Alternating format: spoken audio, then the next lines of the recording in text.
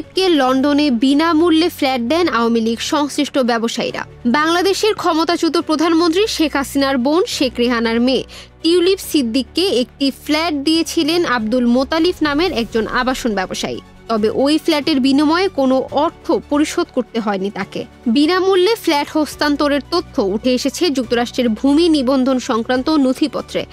ওই নথিপত্রের তথ্যের ভিত্তিতে শুক্রবার রাতে একটি প্রতিবেদন প্রকাশ করেছে যুক্তরাষ্ট্রভিত্তিক সংবাদ মাধ্যম ফিনান্সিয়াল টাইমস। টিউলিপ সিদ্দিক বর্তমানে যুক্তরাজ্যের অর্থ মন্ত্রণালয়ের অর্থনীতি বিষয়ক মিনিস্টার হিসেবে দেশটির আর্থিক খাতে দুর্নীতি বন্ধের দায়িত্বে আছেন। যুক্তরাজ্যের ভূমি নিবন্ধন সংক্রান্ত নথিতে বলা হয়েছে, বিনামূল্যে পাওয়া ওই ফ্ল্যাট লন্ডনের কিংস ক্রস এলাকার কাছে অবস্থিত। 2004 সালে ফ্ল্যাটটি তাকে দেয়া হয়। এর আগে 2001 সালে সেটি £1,95,000 দিয়ে কেনা হয়েছিল।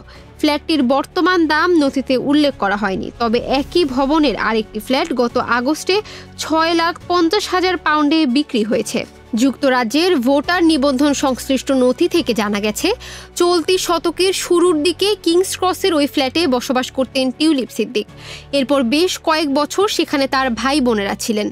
পার্লামেন্টের সদস্য হিসেবে টিউলিপের দাখিল করা আর্থিক বিবরণীতে দুটি ফ্ল্যাট থেকে ভাড়া পাওয়ার কথা উল্লেখ করা হয়েছে।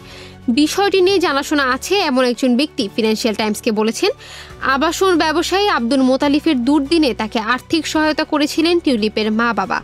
তাই কৃতজ্ঞতা স্বরূপ নিজের মালিকানায় থাকা একটি সম্পদ তিনি টিউলিপকে দিয়েছিলেন। বর্তমানে 70 বছর বয়সী আব্দুল মোতালিফ দক্ষিণ পূর্ব লন্ডনে বসবাস করেন। ভোটার নিবন্ধন সংশ্লিষ্ট নথি থেকে জানা গেছে, ওই এলাকায় মোতালিফের ঠিকানায় মুজিবুল ইসলাম নামের আরেক ব্যক্তি বসবাস করেন। মুজিবুলের বাবা 2014 থেকে 2024 সাল পর্যন্ত বাংলাদেশে আওয়ামী লীগ থেকে নির্বাচিত সংসদ সদস্য ছিলেন। আব্দুল মোতালিফ ফিনান্সিয়াল টাইমসের কাছে কিংস ক্রসের ওই ফ্ল্যাট কেনার কথা স্বীকার করেছেন। তবে পরে সেটি নিয়ে কী করেছেন তা নিয়ে কিছুই বলতে চাননি।